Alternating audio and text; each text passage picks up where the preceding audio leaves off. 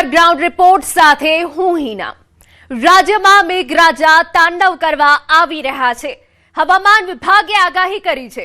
બીજી તરફ શનિવારે મેઘરાજા જ્યાં વરસ્યા ત્યાં નુકસાનીના નિશાન છોડી ગયા। જુઓ હવામાન વિભાગે શું નવી આગાહી કરી છે। રાજ્યમાં કેટલા દિવસ ક્યાં ક્યાં વરસાદ વરસવાનો છે અને રાજ્યમાં ક્યાંથી આવ્યા છે નુકસાનીના સમાચાર।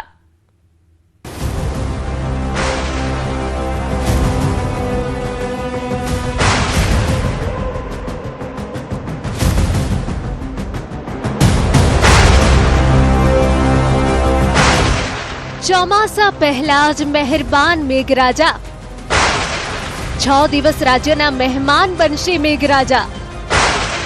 પવન અને કરા સાથે શરૂ થશે મેઘ તાંડવ। ચોમાસું બારણે ટકોરા દઈ રહ્યું છે, પરંતુ એ પહેલા રાજ્યમાં વરસાદી તાંડવ શરૂ થઈ ગયું છે અને આગામી 5 જૂન સુધી રાજ્યમાં વીજળીના કડાકા ભડાકા અને ભારે પવન સાથે વરસાદની શક્યતા છે। એટલે કે ગુજરાતનું હવામાન અચાનક બદલાઈ જશે અને ગરમીમાંથી રાહત મળવાની છે। મહત્વનું છે કે હાલ દેશમાં પ્રી મોન્સૂન એક્ટિવિટી શરૂ થઈ ગઈ છે। ચોમાસું હવે કેરળના દરવાજા ખખડાવી રહ્યું છે। દક્ષિણ ભારત અને ઉત્તર પૂર્વ ભારતમાં મેઘરાજા સટાસટી બોલાવી રહ્યા છે। ત્યારે રાજ્યના હવામાન વિભાગે પવન અને કરા સાથે વરસાદનું એલર્ટ આપ્યું છે। હવામાન વિભાગનું માનીએ તો વેસ્ટર્ન ડિસ્ટર્બન્સ અને સાયક્લોનિક સર્ક્યુલેશન ટ્રફના કારણે રાજ્યમાં આગામી 6 દિવસ સુધી પવન સાથે વરસાદી માહોલ યથાવત રહેશે। આ દરમિયાન દરિયાકાંઠાના અને મેદાની વિસ્તારોમાં 40 થી 50 કિલોમીટર પ્રતિ કલાકની તોફાની ઝડપે પવન ફૂંકાવાની શક્યતા છે, જેના કારણે ભારે નુકસાનની ભીતિ સેવાઈ રહી છે। अगले 6 दिन तक गुजरात रीजन और सौराष्ट्र कच्छ में आइसोलेटेड से स्कैटर्ड और डे 3 में फेयरली वाइड स्प्रेड बारिश होने की उम्मीद है।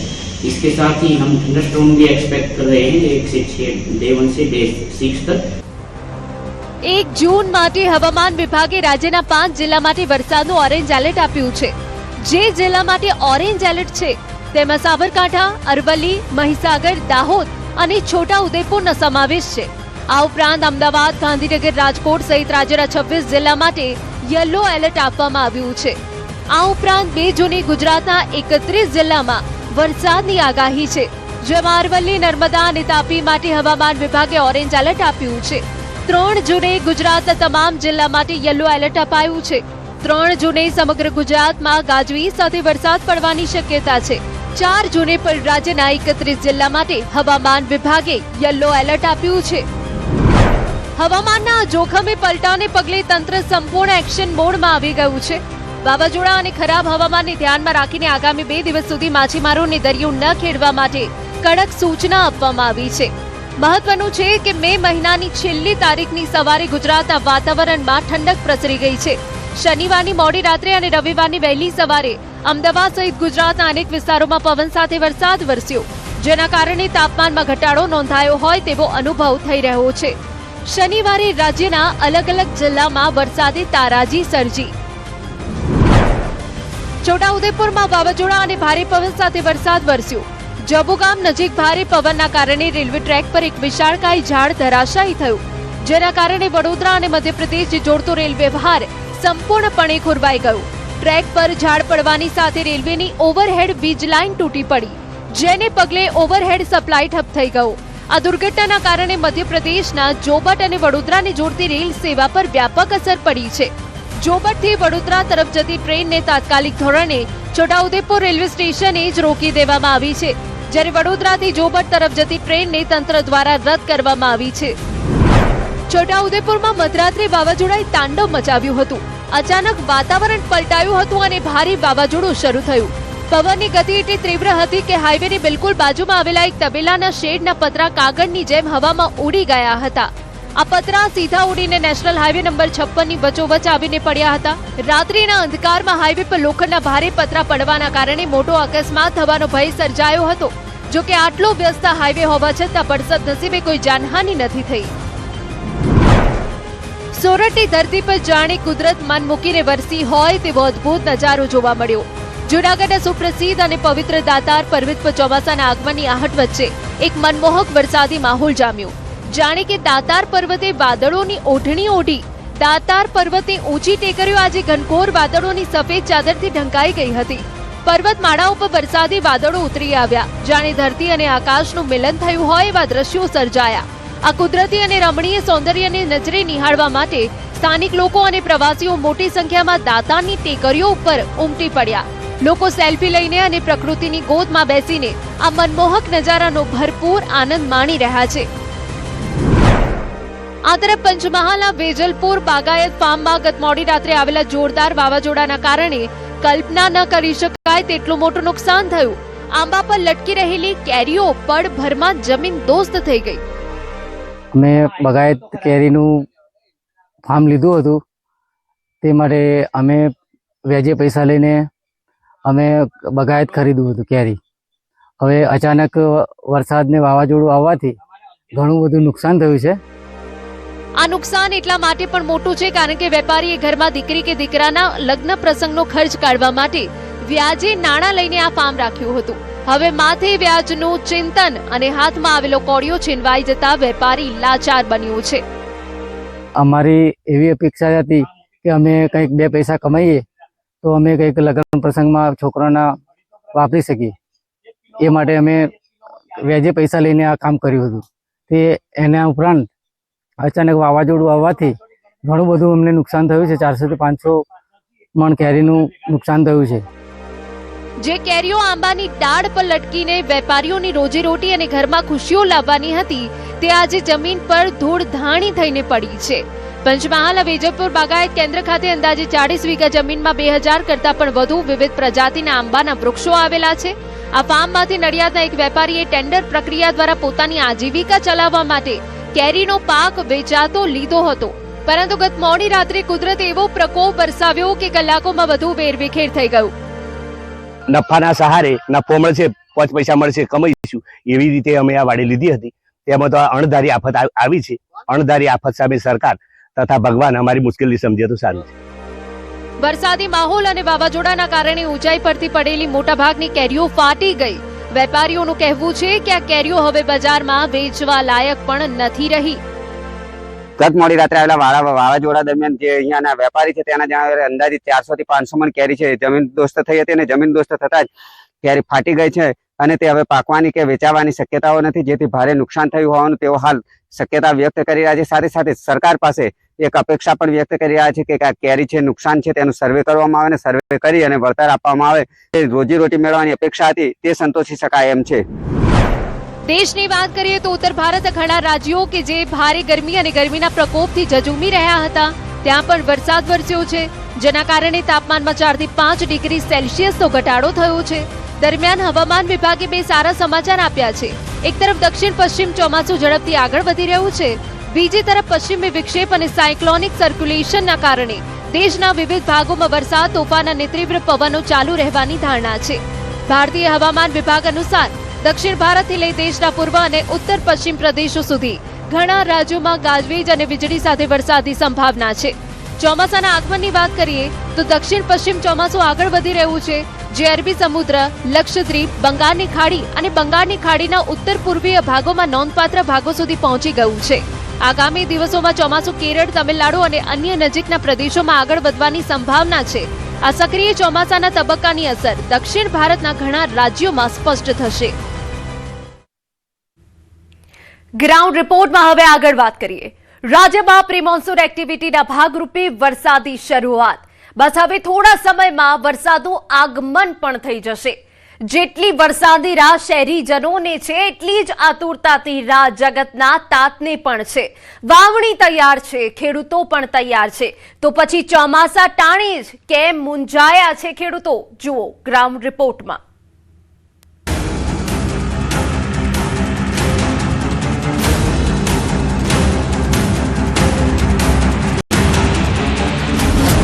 ચોમાસા ટાણે જ જગતનો તાત પરેશાન. વરસાદ સમયે જ બિયારણની અછત. તૈયાર છે વાવણી પણ બિયારણ નથી. ડીઝલની માથાકૂટ વચ્ચે બળદગાડાનો સહારો. ડીઝલ અને બિયારણ વગર લાચાર બન્યા ખેડૂતો. અન્નદાતા જગતનો તાત, જેની મહેનત સામે સૌ કોઈ નિરાંતે સારું ભોજન લે છે. આપણે એ તો જાણીએ છીએ કે અનાજ ઉગાડવા માટે મહેનત કરવી પડે, ખૂબ મહેનત પડે, પણ મહેનતની સાથે સાથે જે હાલાકી પડે છે તે જાણવું પણ જરૂરી છે. ચોમાસાની ઘડીઓ હવે ગણાઈ રહી છે. બસ ધરતી પર વરસાદના છાંટા પડવાની રાહ છે. જે જગતના તાતને મુશ્કેલીઓ પડી હતી, કમોસમી વરસાદનો માર, ડીઝલનો માર, આ બધાની વચ્ચે ખેડૂતોએ ખૂબ આશાની સાથે ખેતરોમાં વાવણીની તૈયારીઓ કરી દીધી. પણ હવે તે જ સમયે ફરી એકવાર સંકટના વાદળો ઘેરાયા છે. જગતના તાત પર આવી પડી છે બિયારણની અછત. વાવણીમાં સમયમાં એવી પરિસ્થિતિ છે કે નથી ડીઝલ મળતો, કે નથી બિયારણ કાયદેસર મળતું. મોંઘવારી બિયારણની થઈ ગઈ છે, ડીઝલની મોંઘવારી થઈ ગઈ છે, બધી મોંઘવારી છે, સમજાઈ ગયું. અને ડીઝલ લેવા ખેડૂતોને લાઈનમાં ઊભું રહેવું પડે. ટ્રેક્ટર અહીંયા જો વાળીએ હોય તો બે ઉથલ રહી ગઈ હોય તો રહી ગઈ ખેડૂતની, સમજાઈ ગયું. તો એ ખેડૂતને ભોગવવાનું, સરકાર કોઈ ભોગવતી નથી, બરોબર છે. પછી ખાતરના ભાવ વધારો, એમાં લાઈનમાં ઊભું રહેવાનું, ખાતર જડે નહીં. પછી અહીંયા બેઠેલીની જરૂર હોય, 5 વીઘા વવાઈ ગયું હોય તો 5 વીઘા બાકી રહે. પહેલા ડીઝલ માટે ધરમ ધક્કા, બિયારણની અછત અને મોંઘા ભાવથી પરેશાન ખેડૂત. ખાતર અને બિયારણના ભાવમાં ધરખમ વધારો. ખાતરની ગુણીમાં 600 થી 700 રૂપિયા સુધીનો તોતિંગ વધારો. ખેડૂતની રજૂઆતમાં જે આક્રોશ છે તે વ્યાજબી છે. એક બાદ એક આવી પડેલી આપદા વચ્ચે જગતનો તાત હવે હાર માની ગયો છે. ખેડૂતોને ચોમાસા ટાણે જ ડીઝલ લેવા માટે લાંબી લાઈનોમાં ઊભા રહેવા છતાં પૂરતો જથ્થો ન મળતા લાખો રૂપિયાના ટ્રેક્ટરો ખેતરમાં શોભાના ગાંઠિયા સમાન ઊભા રહી ગયા છે. ડીઝલ ન હોવાથી મજબૂરીવશ ખેડૂતોને આ કાળઝાળ ગરમીમાં જૂની પદ્ધતિથી એટલે કે બળદગાડા અને હળ વડે ખેતી કરવાનો વારો આવ્યો છે. એક તરફ ડીઝલનો પ્રશ્ન છે તો બીજી તરફ મોંઘવારીનો માર પણ ખેડૂતો પર પડ્યો છે. ખાતર અને બિયારણના ભાવમાં ધરખમ વધારો ઝીંકવામાં આવ્યો છે. ખેડૂતોના જણાવ્યા મુજબ ખાતરની ગુણીમાં 600 થી 700 રૂપિયા સુધીનો તોતિંગ વધારો થયો છે. મગફળી અને સોયાબીનના બિયારણો પણ અત્યંત મોંઘા થઈ ગયા છે. ખેતી કરવી હવે પોસાય તેમ ન હોવાથી ખેડૂતો હતાશ થયા છે. પણ ખેતી તો અમારે તૈયાર કરવી ને, ઉનાળાને શું કરીએ? અમારે પાસે ટ્રેક્ટર છે, ડીઝલ નથી, અમારે પાસે શું કરવું? ડીઝલ છે આપતા નથી પંપ વાળા, અમે શું કરીએ? ખેતી તો અમારે તૈયાર કરવી કે ભૂખે મરીએ અમે? બળદથી ખેતી કરી, હવે બળદ ત્યાંથી ગોચ્યા, હારવાર ધીરે ધીરે ખેતી કરી. ડીઝલ નથી આપતા તો શું કરીએ અમે? ખાતરના ભાવ છે, ખાતરના ભાવ તો અટાણે 2000 રૂપિયા થઈ ગયા. ખેતી કેવી મોંઘી પડશે? ખેતી તો અટાણે કઈ વરાવું નથી. ખેતી અમારે રોટલા છે, ચા દાવું અમારે. ચોમાસાની તૈયારી, આ ચોમાસાની તૈયારી કરી છે હરવાર. બીજું શું કરીએ અમે? આમાં સોયાબીન વાવશું, બીજું તો અમે શું કરીએ? આમાં બીજું તમારે રોટલા તો કાઢવાનું ભાઈ. પોતાના પરસેવાથી જગતને અનાજ પૂરું પાડતો ખેડૂત આજે રાતા પાણીએ રોવાનો વારો આવ્યો છે. ડીઝલ પંપો પર લાઈનો, બિયારણની અછત અને ખાતરના આસમાને પહોંચેલા ભાવોએ ખેડૂતોની કમર તોડી નાખી છે. હાલ તો ખેડૂતો સરકાર પાસે આજીજી કરી રહ્યા છે કે તાત્કાલિક ધોરણે ડીઝલની અછત દૂર કરવામાં આવે અને ખાતરના ભાવમાં રાહત આપવામાં આવે, જેથી તેઓ સમયસર વાવણી કરી શકે. રાજકોટના ધોરાજીની વાત કરીએ, ધોરાજીના અંદરમાં ખેડૂતો છે અત્યારે ચિંતિત બન્યા છે. જે રીતે ડીઝલના ભાવ વધારે લઈને ખેડૂતો અત્યારે પોતે બળદગાડાથી ખેતી કરી રહ્યા છે. ચોમાસો છે તે નજીક આવી રહ્યો છે, તેને લઈને હાલ પોતે ખેતર ખેડી રહ્યા છે. આપણે સીધા દ્રશ્યો બતાવ્યું કે ડીઝલનો અત્યારે ખેડૂત બચાવ કરી રહ્યા છે. જે રીતે ડીઝલના ભાવ છે, ખેડૂતો એવું કહી રહ્યા છે કે ટ્રેક્ટર તો મારી પાસે છે, 5 લાખનું ઘરે એમને પડ્યો છે, પણ અત્યારે જે ડીઝલ નથી મળતો, ડીઝલ મળે તો લાઈનોમાં સવારથી ઉપર સાંજ સુધી મળતું હોય છે. હવે ચોમાસું નજીક છે, આ ખેડૂત છે, આ ખેડૂત પુત્ર અત્યારે પોતે આકરી ગરમીના અંદરમાં આ બળદગાડાથી ખેતી કરી રહ્યો છે અને ચોમાસું જે નજીક આવી રહ્યો તેને લઈને હાલ ખેડૂતો એક મુશ્કેલીનો સામનો કરવો પડે. ક્યારેક માવઠા, ક્યારેક કમોસમી વરસાદ, અને હવે ખેડૂતોને ડીઝલની તકલીફ છે. ડીઝલ ન મળતું હોય તેને લઈને તાત્કાલિક ધોરણે સરકાર પાસે આજીજી કરી રહ્યા છે કે જે પહેલા ડીઝલના ભાવ હતા તે ડીઝલના ભાવ કરે તો ખેડૂતને 2 પૈસાનો ફાયદો થાય.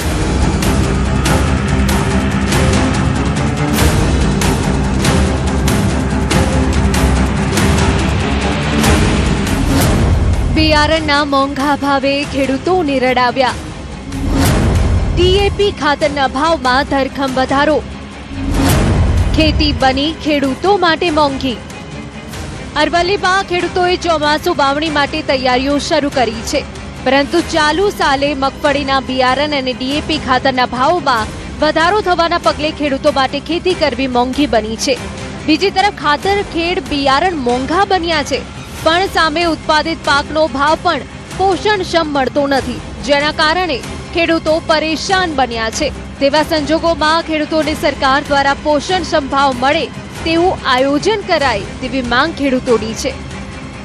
ગઈ સાલ અમને મગફળી 2700ની આસપાસ બિયારણ 20 કિલો મળતું. આ વખત 3500 રૂપિયાની આસપાસ બિયારણના ભાવ છે અને ગઈ સાલ અમને 1400 રૂપિયા એનપીકે મળતું. આ વખત 2100 રૂપિયા એનપીકેના ભાવ છે. ઇનાહોમાં સરકારે અમને 20 કિલો મગફળીમાં 50 રૂપિયા વધારી અને ઇનાહોમાં અમારા 30% ભાવ વધારો. દવાઓમાં, મગફળીના બિયારણમાં, લેબરમાં, દરેક જગ્યાએ ડીઝલ મોંઘું થયું, એટલે બાકીનું બી વસ્તુ મોંઘી થવાની છે અમને.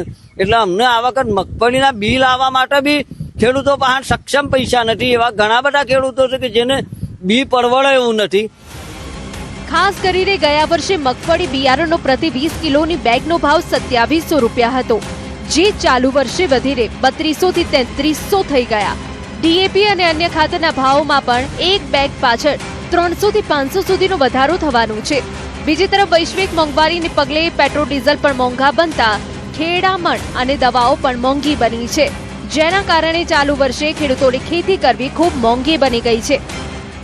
મગફળીના બિયારણમાં ગઈ સાલ 24-25માં 2750નો ભાવ હતો, પણ ચાલુ વર્ષમાં 3300ની આસપાસ ભાવ થવાનો અંદાજ છે. તેમજ રાસાયણિક ખાતરોમાં પણ ભાવ વધેલો છે. 50 કિલોએ એક બોરી મતલબ 700 થી 800 રૂપિયાનો વધારો થયેલો છે. અને આ ડીઝલ, પેટ્રોલ, અન્ય કારણોસર આ ભાવ વધારો થયેલો છે. ડીએપીમાં પણ ભાવ વધારો હજુ આવ્યો નથી, પણ હવે આવી જશે. આમ ચોમાસું હવે આંગણે છે, વાવણીની તૈયારીઓ પણ થઈ ગઈ છે, પણ હવે જગતના તાતે ખેતીનો ખર્ચ કાઢવો મુશ્કેલ બન્યો છે. ત્યારે હવે સરકાર સહાય કરે તેવી ખેડૂતો માંગ કરી રહ્યા છે.